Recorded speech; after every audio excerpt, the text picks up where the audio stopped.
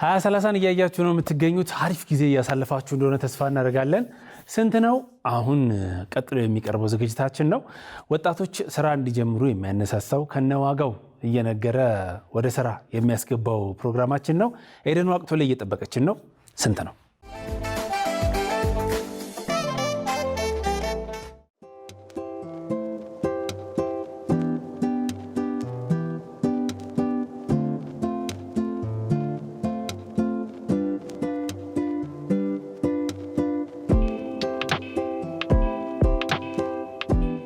የፕላስቲክ ፌስታል ዘመን አብቅቷል። ይህ አዋጅ ለአስተዋይ ወጣቶች ትልቅ የገንዘብ ምንጭ ነው። ሰላም፣ እንዴት ናችሁ? 2030ዎች እያያችሁ ያላችሁት በገቢ ራሳችሁን የምታሳድጉበትንና ምን ልስራ እያላችሁ ሀሳብ ለገባችሁ ደግሞ መፍትሄን የምታገኙበትን ስንት ነው ዝግጅታችን ነው። በዛሬ ቆይታችን ዘመነኛ የሆነን ቢዝነስ ከአንድ ጠንካራ ወጣት ሴት ጋር ሆኜ ያሳያችኋለሁ። ከእናንተ የሚጠበቀው የትም አለመሄድ ብቻ ነው።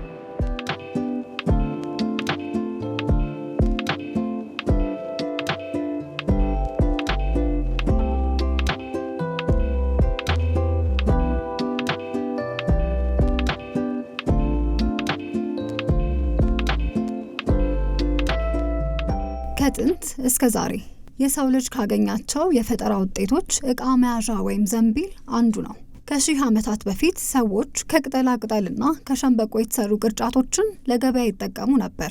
እንደ አውሮፓውያን አቆጣጠር በ1960ዎቹ የስዊድን ኩባንያዎች ፖሊ ኤትሊን የተባለውን ስስ ፕላስቲክ ለገበያ ያቀረቡ። ርካሽና ቀላል በመሆኑ በአጭር ጊዜ ዓለምን ወረረው። ነገር ግን ይህ ግኝት በስተጀርባው ትልቅ ጥፋትን ይዞ መጣ።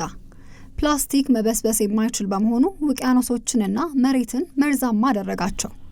ዛሬ ዓለም ነቅቷል። አውሮፓ፣ እስያና አፍሪካ የፕላስቲክ ፌስታልን እያገዱ ነው። ፋሽንና አካባቢ ጥበቃ ተቀላቅለው ቶት ባግ ወይም ዘመናዊ የጨርቅ ዘንቢሎች የዘመኑ መገለጫ ሆነዋል።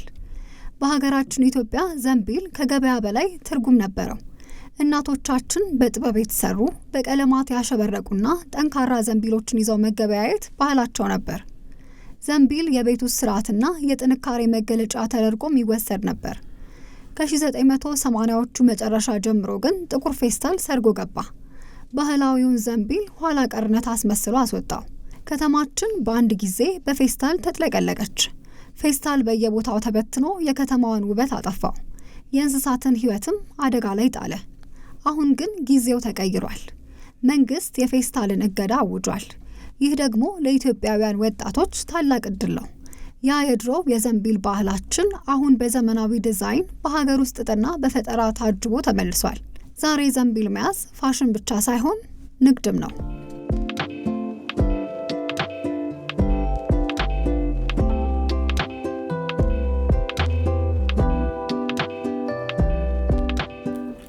ሃይ ራጁ፣ እንዴት ነሽ? እንዴት ነሽ? አለን 2030 አለን። እንዴት ነሽ? ቆየሽ? እግዚአብሔር ይመስገን አለን። 2030ዎች እንግዲህ ቅድም እንዳልኳችሁ ወቅታዊ የሆነ ቢዝነስን የምትሰራ ወጣት ጋር ነው ይዣችሁ የመጣሁት። ረዱ፣ ራስሽን በደንብ አስተዋውቂ። እሺ፣ ረዲ ትባላለሁ። የተለያዩ ሪዩዘብል እና ድጋሚ ጥቅም ላይ የሚውሉ የጨርቅ ባጎችን እንደዚህ ያለ እየሰራሁ ነው። እሺ፣ ዛሬ እንግዲህ ለ2030ዎች የምናሳያቸው ይሄ ቢዝነስ ትልቅ ነው። ወደፊትም ደግሞ እያደገ የሚመጣ ስራ ስለሆነ ከቢዝነስ ፕላንሽ እንጀምር። የቢዝነስ እቅድሽ ምንድን ነበር ስትጀምሪ?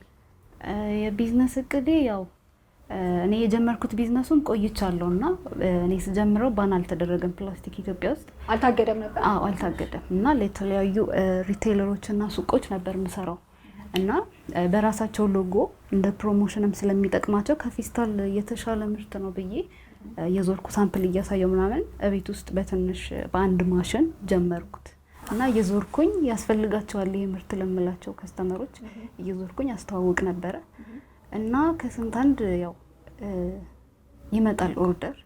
ፕራይስ አወጣጥ ላይ በጣም ተቸግሬ ነበረ። ማለት ሰው የለመደው ፌስታል ስለሆነ ከሱ ጋር ኮምፔር እያደረገው ዋጋውን በጣም ተቸግሬ ነበር።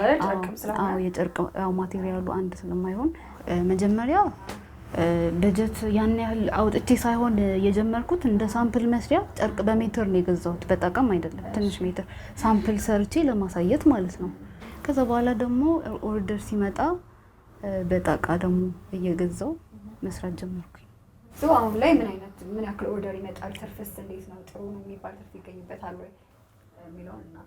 አሁን ላይ አዎ ቅድም እንደነገርኩሽ ይሄ ፕላስቲክ ባን መደረጉ ለኛ ትልቅ ኦፖርቹኒቲ ነው ይዞ የመጣው እና ኦርደር ምናምን በጣም ነው የሚመጣው። ሰው አማራጭ የለውም ከዚህ በኋላ ያው ፕላስቲክ ተከልክሏል። ስለዚህ አማራጭ ስለሌላቸው ግዴታ ይሄን መጠቀም አለባቸው። ስለዚህ ከብዙ ቦታ ነው የሚደወለው፣ ከክፍለ ሀገር ምናምን ይደወላል፣ በብዛት ይታዘዛል።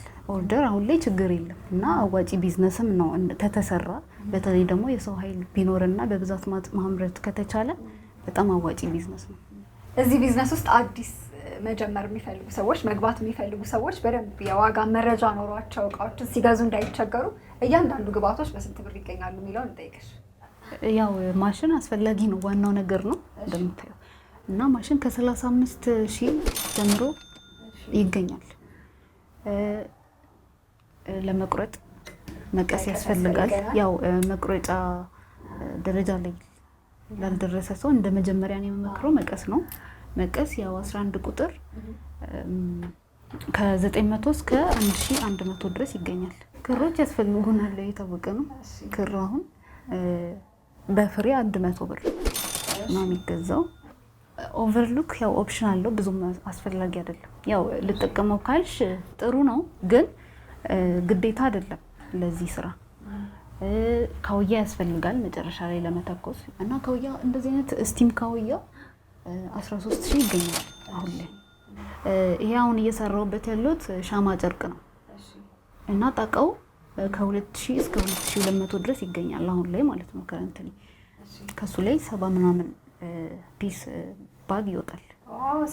በጣም ብዙ ነው። አዎ ስለዚህ ያው ትርፋማ ያደርጋል ማለት ነው። እና ሌሎችም ማቴሪያሎች አሉና አቡጀዲ ምናምን ከፈለጉ ለምሳሌ ጣቃው 4,000 ብር ነው።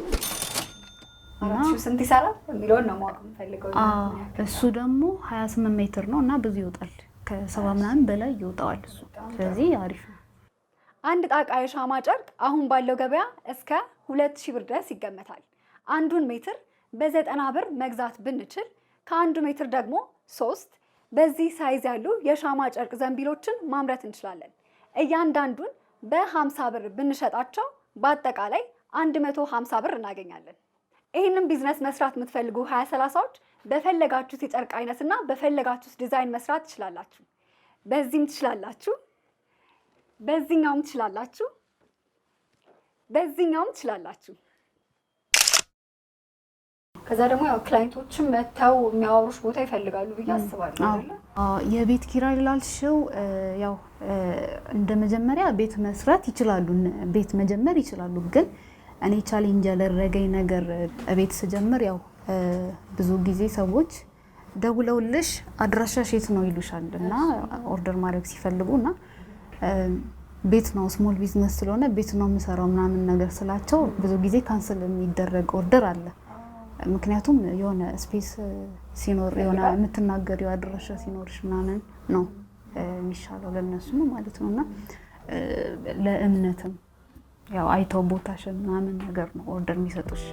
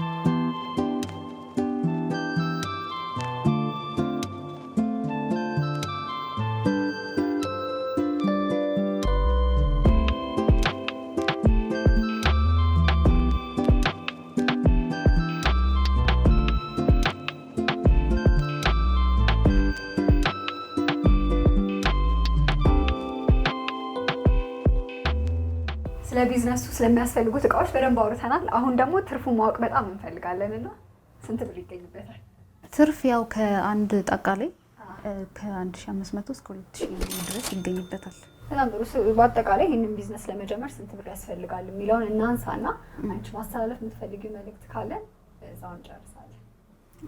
ቢዝነሱን ለመጀመር ቅድም እንደነገርኩሽ ያው እነሱ ሲደመሩ ከ60 እስከ 70 ሺህ ከ60 እስከ 70 ሺህ ብር ድረስ። እንግዲህ 20-30ዎች ይህንን እየሰሙ ስራ የለኝም የሚል ወጣት ከዚህ በኋላ አይኖርም አይደል?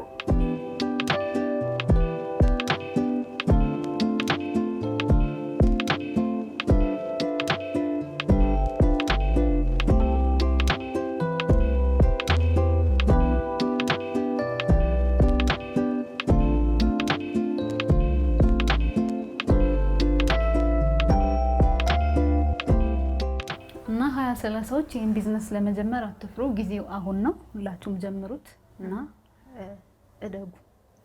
እና ኢቢኤሶች በዚህ አጋጣሚ ስለመጣችሁ በጣም አመሰግናለሁ። እና በራሳችሁ ከስተም ሎጎ የሰራሁላችሁ ባግ አለ። እሺ፣ በነጭ ይተሰራል? አዎ፣ በነጭ ከስተም ዲዛይን ማለት እንደዚህ ሲሆን ነው። አዎ፣ በጣም ነው የሚያምረው። በጣም እናመሰግናለን።